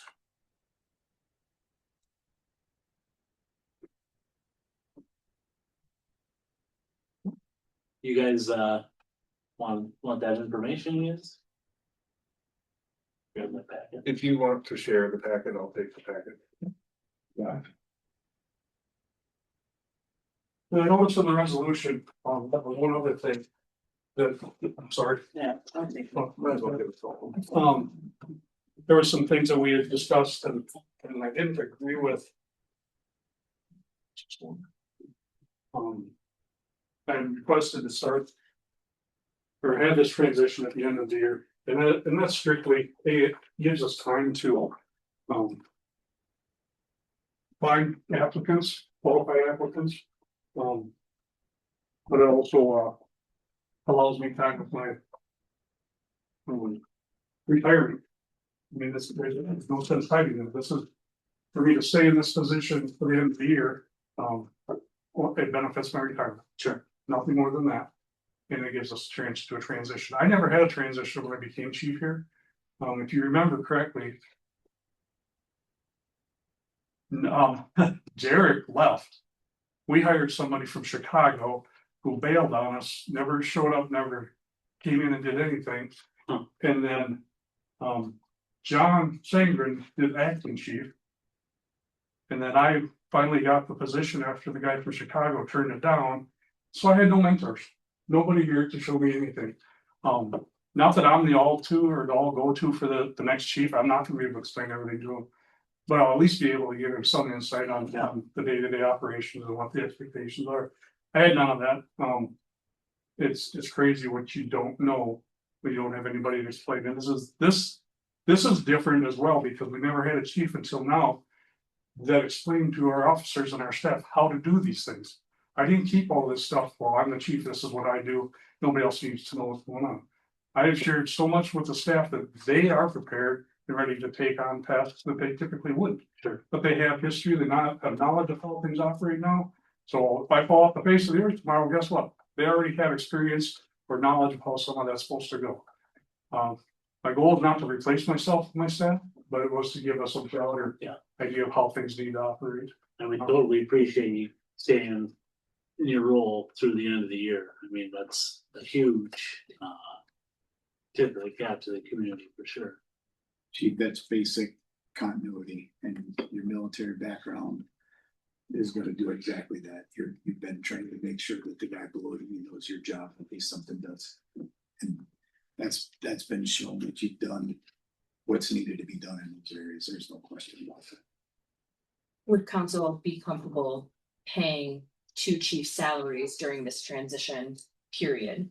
If a new chief is hired and can start prior to the January 1st date. If the chief does not transition until January 1st, is council comfortable paying for 2 chiefs during that transition period? That's what would be. The first. Yeah, I mean, it depends upon the proposal, right? If it's a 12 to 14 week proposal to hire somebody, are we comfortable? That brings us up to what? I thought that if we found somebody, you were gonna step down. You were. First of the year, I requested. I had originally said I would be willing to step down sooner. That was my financial advisor for retirement. Okay, so Purpose, and then I determined it was not my best interest to just walk away a month from now. okay. So I requested a January 1st end date. I mean, 14 weeks before we go any further, 14 weeks from now is November 28th, so that's 1 month's salary. Just to put it out Yeah, there. I mean, And that's if we start right away searching. Are we gonna start now or? If we're comfortable with that, great. Cause you're saying 14 weeks before we even get anybody, right? That's the timeline on the proposal that I will be recommending we move forward with. yeah, so. then And we in still- November, Yeah. I think it's wise to have two people, have that kind of handout. The differential we're talking about is probably 1 month. a couple $1,000s. If that is amenable to all of you, then What's the question? effective January 1st. Yeah. Yeah, And like I said, I don't wanna not have someone take the job because they have to wait till the first. Yeah. No, That's not my intention. I think, if you were working side by side with whoever new is coming in, I think that's beneficial for everybody. I think I have some things to assist them with. Right, absolutely. If Then you we- didn't, we'd be worried. then we can make that effective January 1st. The other request I did have, I know we talked about the squad car, that's essential, yeah, whatever the chief decides, but now this was twofold as well as going into the patrol position. Is there a discussion about that? If I will step down into the open patrol position, Oh, is it like, do we have a problem with it? what is your input on it? My only input would be that I've seen other people who were in charge of something and then step back into the flock, if you will. And some people can do it, some people can't, Right, right? So I just want you to be aware of that. I'm totally cool with it. I think you're gonna be a fine patrol officer. Yeah. I think you're good at. thanks. But I think We the don't- question was in regards to the vehicle, Yeah. the vehicle request. Yeah, and I understand that, we've all been assigned our vehicles. Yeah. So I just feel like I'm kind of vulnerable now, it's not the chief's vehicle, this one that I'm assigned, it's the one I'm assigned because I was due for one. Simply You were in as the that. rotation. What's that? You were the next one in the rotation. Yeah, I was the next one rotation, and honest to God, the only reason I'm asking to do that is because I've been a chiropractor since I started driving that. Take note for your officers when it comes time to buying vehicles. Because those small SUVs are not as easy to get in and out of them with the gear. So that's just something I identified was like, wow, I haven't had to go to the chiro, that's nice. What changed? The truck changed. So just keep that in your mind when you're talking about purchasing vehicles in the future as well. Definitely. I would still like to readdress the call pay stipend from the 1st of January through the end of June. I do feel that was justified to get. I was putting in hours on weekdays, weekends, nights, taking patrol shifts. So I didn't really quite understand the differentiation between why it was approved for July moving forward, but not from January 1st when I'd already been doing it extensively before that. So I don't know if the council has any input on that request. We had a resolution done last meeting or a couple meetings ago.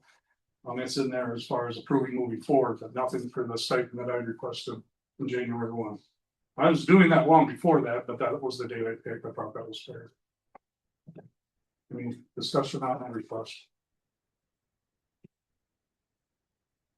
Well, what is the amount of money? And then it seems, here's my problem. I mean.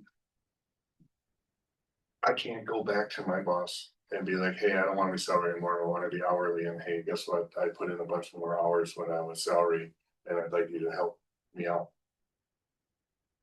Well, I understand that. That's where I was doing a lot of hours above and beyond, and I was taking a lot more call than ever before. There's just so much different than when that's the other thing. We've gone through the job description and updated it. But the fact of the matter is, the old job description was not what the chief did. That was on paper. It wasn't accurate for what they actually did. Now I'm being held to those standards which I should be, but that's not how it's been done for the last 20 years. So I can't argue that. But I can clarify that I've been the only one that did step up and do all of those things without the extra compensation. Same with the emergency management stuff, that was put on our plate, and I'm like, well, chief ever did that before, you there, you was involved with it.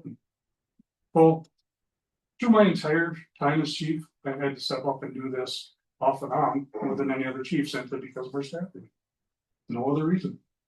I can't take the blame for all of our staffing shortages, but again, I'm the chief, so I have to take. I'm sympathetic to what you're saying, like emotionally. Yeah. But it just, if we do that, who else is salaried that is gonna come and say, I deserve more? And how do you? Yeah, I think the council really needs to take a look at who they have salary and what their job descriptions are versus what hourly are, and start realistically looking at the small towns and what they're asking of their people. I don't know exactly who's all salary in the community, but it's not normal in Renville County. For a police chief to be salary is unheard of, but we tolerate it, we deal with it. I had no choice at the time. When I took the position, former administrator said, you will start at this wage, which was a pay cut, which was an insult. What did I have for a choice? You know, it's all water under the bridge, but this is why we are where we are today now. It just all is built up to this. So, like I said, I don't know, it's 29 shifts leave or something per call. It wasn't tremendous amount number wise from the first 6 months, but again, it's a good discussion to have. And we did come your way some already. Absolutely, the first of July, you started that stipend. I just, like I said, didn't know what is the difference between January 1st of this year when I was doing the same thing, if not more. And now I've transitioned to working into the rotation where I ever have. And like July, 3 weekends in a row. Well, I don't get compensated for that. That's part of my salary. But you gotta do a little more give and take, and you know, there's been a lot of takes with those hours. So, and I will kind of address kind of the on-call question regarding January 1st. So in the city's personnel policy, it addresses exempt employees are expected to work the hours necessary to meet the performance expectations outlined by their supervisors.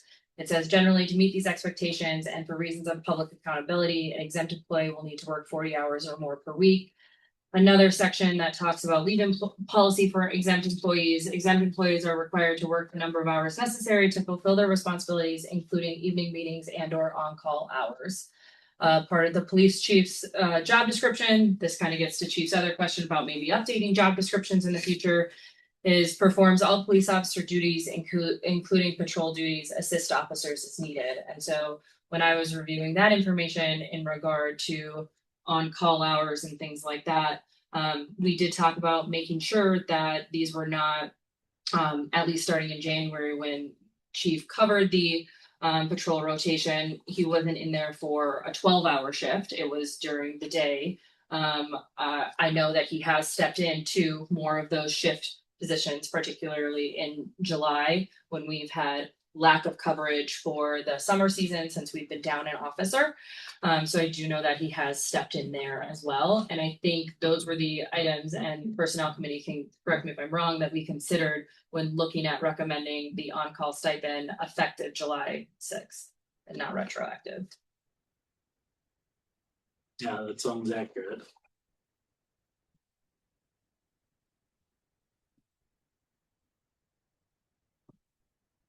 So my question then would be this: if the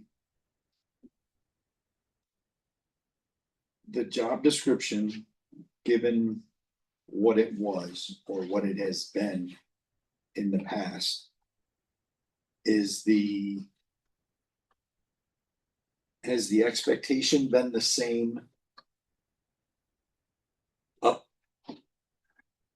to this chief? Has the expectation been the same, and that's how the pay was commiserate to said time and duties and whatnot like that? We had a Or have study. things changed? We had a study about all of the jobs and all the descriptions, and a study, we increased the pay years ago with that study. So yes, all of that has been kept up to date and studied and reviewed, and based off of, on that study, the city was in the correct realm for pay for a police chief with the expectations listed on the updated description for the job requirements after that study. So all of it was looked at and studied after. I wasn't around Yeah. for the study. I can't remember exactly when it was, but yes.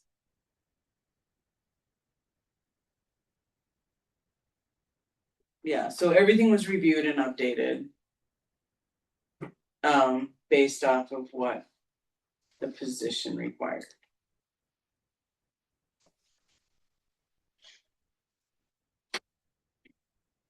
I'm not sure who does the studies, I guess. We hired Yeah. and we That's kind probably of like David when Brown. we go to the doctor. We hired, yeah, we didn't, it wasn't You're gonna get internal. from whom, like I said before, there's no salary chiefs in the entire county.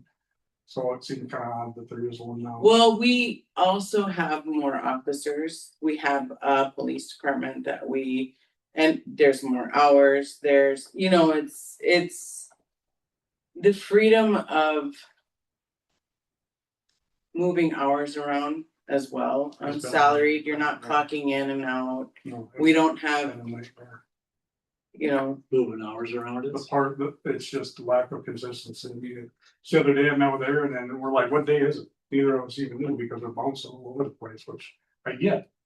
But not being able to retain that fifth person, I don't have an answer. So we're doing what we have to, but well, technically, you will be that fifth person. that was the So, plan. and we hope to That is retain the you, plan. so when we get a new chief, we'll be full, we're good, Well, you know, like I like, said, that's the that's silver lining, The goal is that, we can do that. goal. Right, We can yeah. find someone with experience, they can come in and do what they need to do. yeah. Yeah, Other- and it's totally understandable that you want to go to hourly, especially since you're putting in so many hours. It's understandable, and we appreciate that you're doing this, that you're choosing to do that, you're choosing to help the city out until the end of the year, and that you're doing what's best for you, but also coming to us and saying, hey, I'm not gonna abandon you guys, I'm gonna stay here. We appreciate that.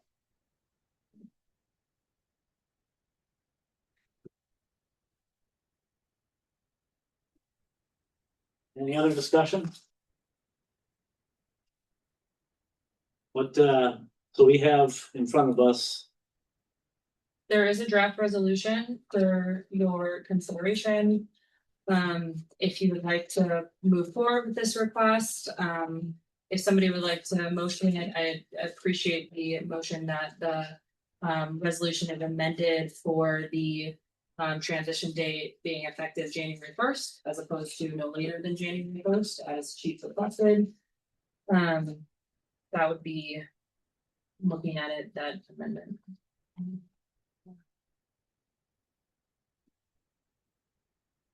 And that's in your packets as resolution 2026-82.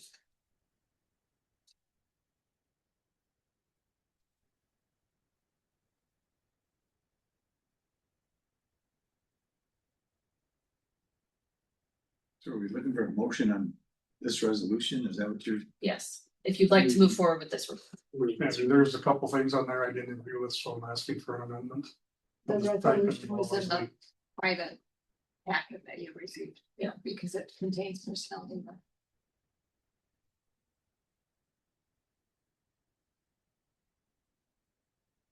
Effective January 1st, and then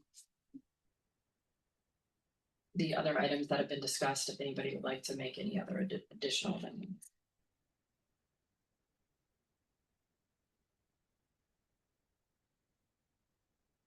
Thank you. Can you clarify what it is that you're asking for in addition? That's different from what the resolution said.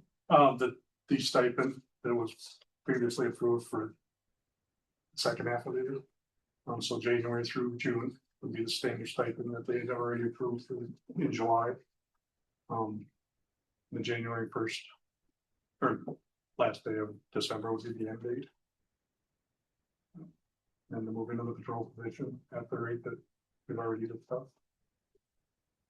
Is the rate, The rate's correct. Yes, it's on the pay scale, it's exactly what I would have asked for, it was offered to me or explained to me that's what it would be, and that's what I expected to, there's no room there for that, you can't go up from there, no justification for it, I just wouldn't accept anything less. what's the, all right, what's the discussion on the council for the terms that aren't listed in here?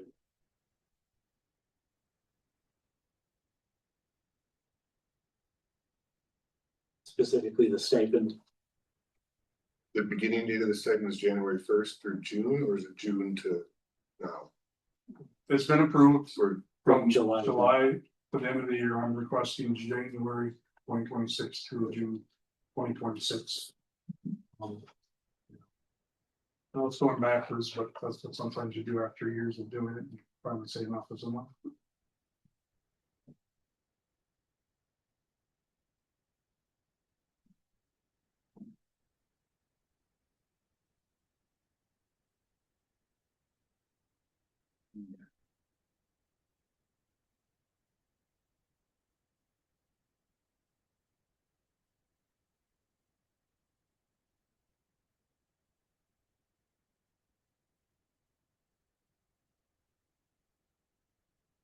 Where did the recommendation for the stipend come? That was brought to us from July to the end of the year. The personnel committee recommended it, again, as a kind of output from the, looking at the initial request from salary to hourly. This was the on-call, and that was the recommendation from the personnel committee, was not necessarily changed from salary to hourly, but to implement an on-call stipend in recognition of the above and beyond what's going on through the short staff period. So then, will you stay salary until you step down? That was the intention, I guess, if Yeah. that's what you would prefer. Thanks.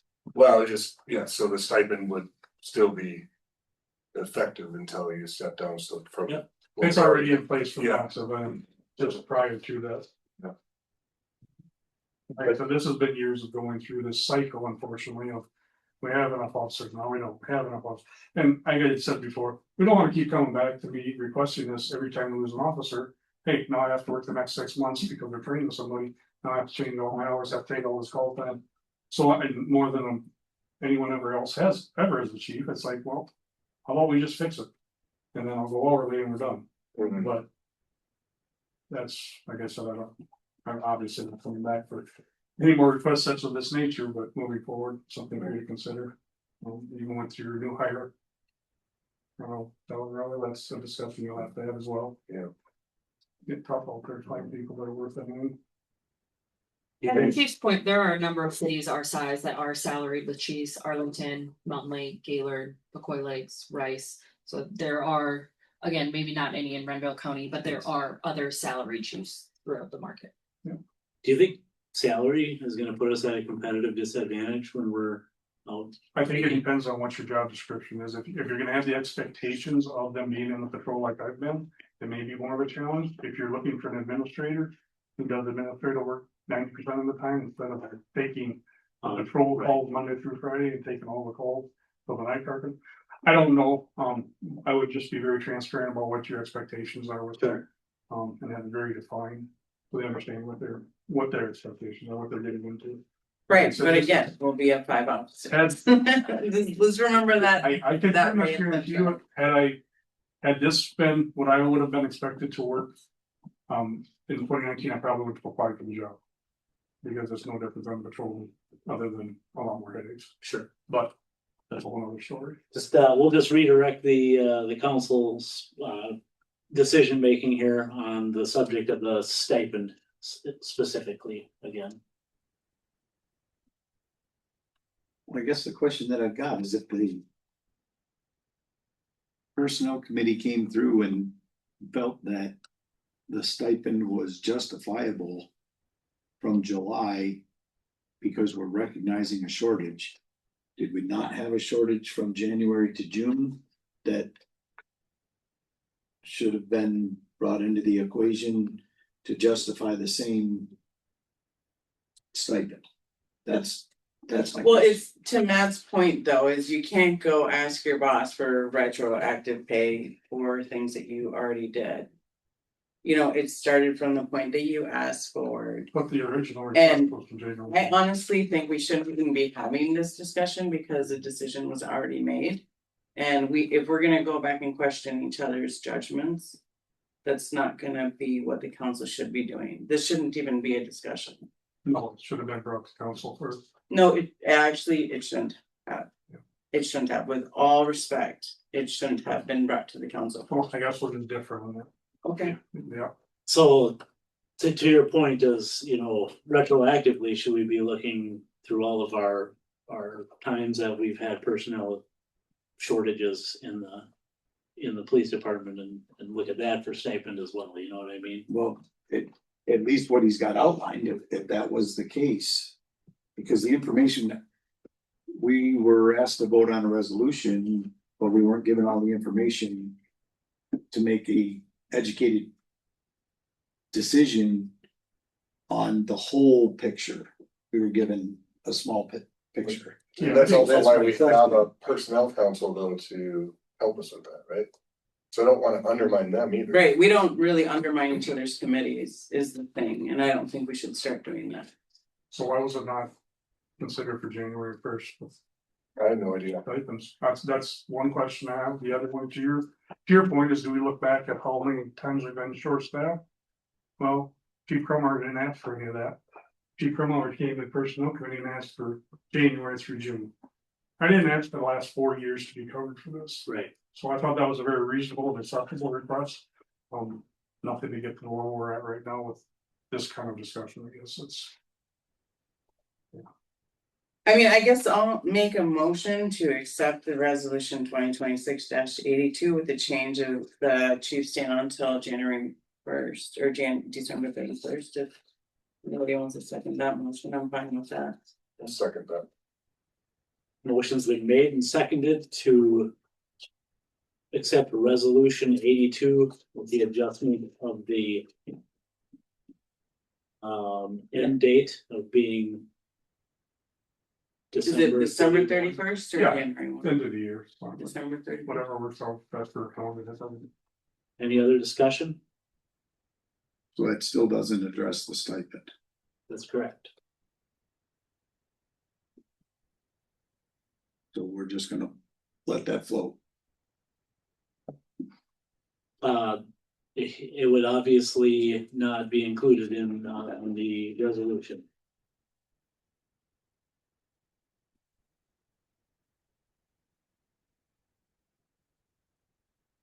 Call for your vote. All in favor, say aye. Aye. Any opposed? Motion carries. Very good. Thank you for your time. Okay, we'll move down here to reports. Got a report from the MMBC Energy Audit Grant. Yeah, so Pardon me. it's quite the lengthy 100 pages. Do we need to In a move? second. Do we need to move on the executive search? Yes, sorry, the next item is on the executive search. So with the approval of that resolution, we have also in your kind of private packet is the executive search. We have received 2 different quotes for an executive search for a police chief position, one from South Central Services Cooperative and one from DDA. My recommendation, South Central Services proposal is less expensive than the DDA proposal, also has a shorter timeline of 12 to 14 weeks. You all have worked with Mike Humple before. Most of you have, sorry, Councilwoman Coleman, you've met him. And I believe you had a positive experience. Nobody told me otherwise. So my recommendation would be to move forward with enlisting SCSC and Mike Humple for this search. One of the things that Mike would start out with is a council-led discussion on job duty descriptions, responsibilities, things like that. So to kind of address the concerns brought forth about an updated job description. I'll make a motion to move forward with SCSC. Second that. Motion's been made and seconded to accept the proposal from SCSE for executive search services. Any other discussion? Hearing none, all in favor say aye. Aye. Any opposed? Motion carries. Thank you. All right. Now we can talk about the MMDC Energy Audit Grant Report. Yes, so this is a result of our MMDC grant that we got to do a climate action plan along with the energy audit grant. And so we have been working with MMDC and we did energy audits of the community center, the liquor store, as well as the library. And so I wanted to just include those reports for you in the packet. It's 100 pages of reading for anybody who's really interested in those results. I'm looking at Councilman Baumgartner in there. Feel free looking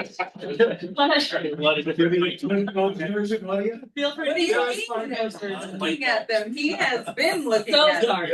He has screenshots and notes. I'm living it. So sorry to just single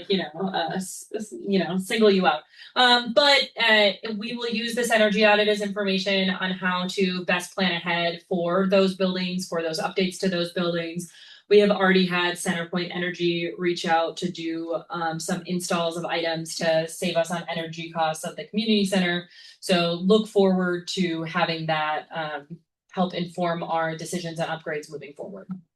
The other staff items that I'm happy to chat about is there was a Bex ribbon cutting next week that I know Mayor Hawkinson and Councilman Baumgartner attended, if you guys want to chat about that. And then starting this week, we'll begin department budget meetings in advance of the budget work session, which again is September 3rd.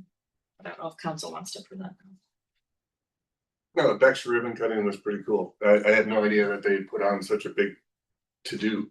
And it's an annual event, and I don't know if you need an invitation necessarily to be there or not, but it's kind of fun as a carnival-like atmosphere, free lunch, free ice cream, soda, buy some Bex stuff. I mean, it's kind of impressive for what it is anyway. And I was expecting 10, 20 people at a ribbon cutting and go home, and I ended up being there like 3 hours. They have it every year. Yeah, it's an annual technology event. No way. Yeah. Yeah, there's 1,500 people there at that. What? Yeah, it was huge. So anyway, we're happy to have Bex in town. Any other reports from council on their committees or anything? Yes. Go for it. So this is something that this is in regards to trees, okay, in town. And a few years ago, maybe 2020, something like that, I lost a big maple. A big sugar maple, right? And it was clear that it had died of malnutrition, and it wasn't able to get enough iron. And I didn't really know what I was looking at the time, but I kind of figured it out, cobbled it together from some research, and ended up buying some iron pills and drilled them into the bark, and was able to save my other maple that wasn't so far starved to death, if you will. But the one, even though I tried to give it the nutrients, tried to give it the nutrients I needed, it was just too far gone, and I ended up having to cut it down. So that was where the little tree dot is. I'll get up there. It's my pizza. So anyway, this is my yard, right? That was where the tree. This one I saved. This one I replanted. And I planted it with a different species of maple in town here that's supposed to be appropriate for the soils that we have. But it too, already at this young, tender age of like 3, it's showing signs of stress from iron chlorosis.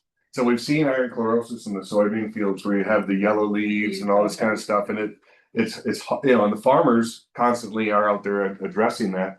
And the primary thing about iron chlorosis is that it's not that there's not iron in the soil. It's that the plant can't access the iron in the soil because the pH is too high.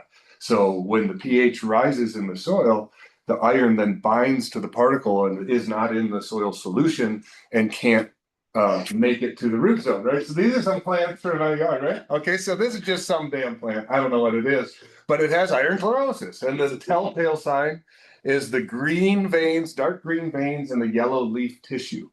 And if you've seen any maples around town, if you're gonna go to the next picture, Elizabeth. Next I'm picture. going right here. I'm right, I'm sorry. You didn't get a button? That's so sad. I know, nobody. Sorry. You didn't No have a respect. PowerPoint. There's no respect.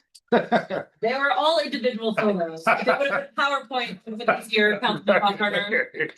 So this is a sort of healthy leaf on my maple, on my young maple, right? But you can see the dark green veins and the kind of yellowy tissue. Is there another? Yep. And if you look even on the golf course, go stand on any corner of any block in town and look at the leaf color, and you're gonna see a lot of yellow trees. This is a hydrangea, that is iron chlorosis. You got the iron it's immobile in the plant, and it only makes it as far as it can go, and then it can't go any further, right? And the plant needs iron in order to form chlorophyll to create sugar to feed itself and grow, right? Next one. What's the conclusion? So, well, all right. So yeah, okay, all right, I'll hurry up. So There's a lot of pictures. it's deeply fascinating to me. I'm a soil scientist. Okay. Do you want to record now? So anyway, the deal is, I've had to apply iron to the soil that's a chelated iron form, so it's available in the root zone immediately to try to save the plants.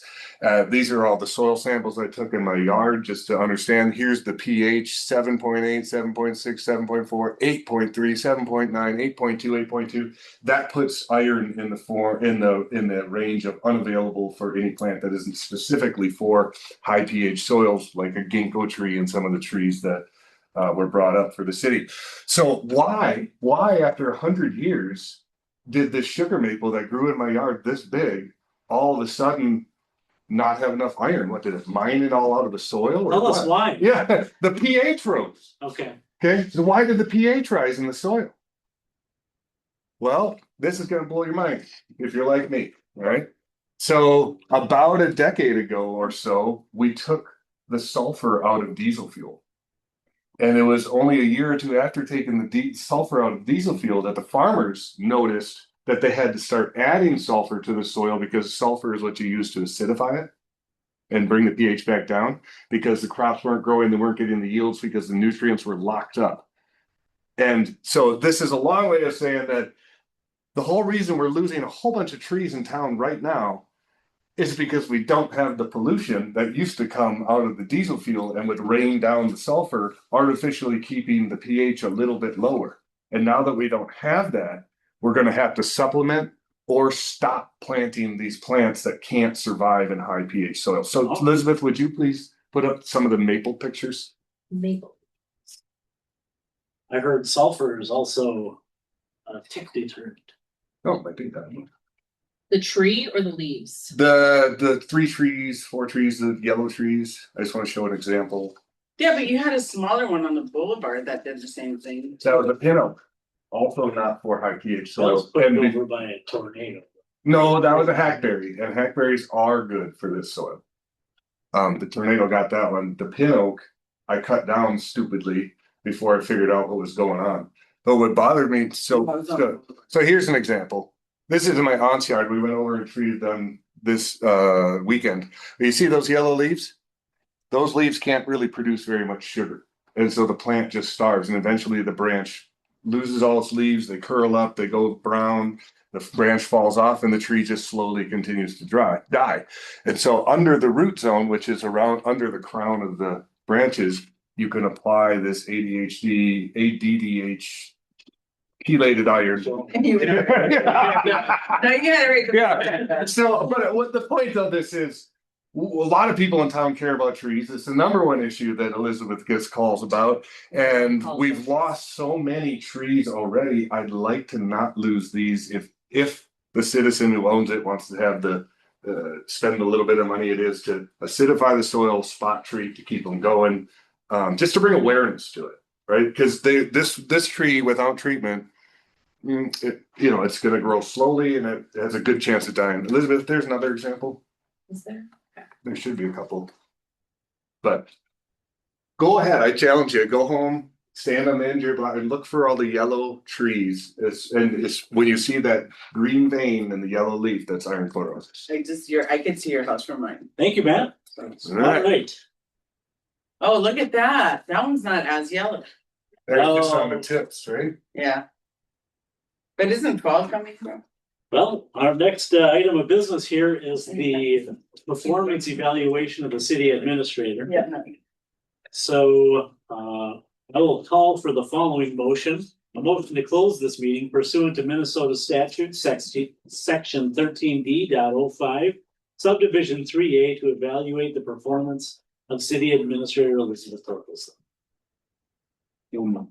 Second. Motion's been made and seconded to close the meeting. Any other discussion? Thanks, Chief. Thanks, Chief. Hearing none, all in favor, say aye. Aye. Any opposed? All right, we are moving into closed session. We're not in closed session yet. All right, we're coming from a closed session during which we evaluated the performance of the city administrator Elizabeth Torkelson. After reviewing the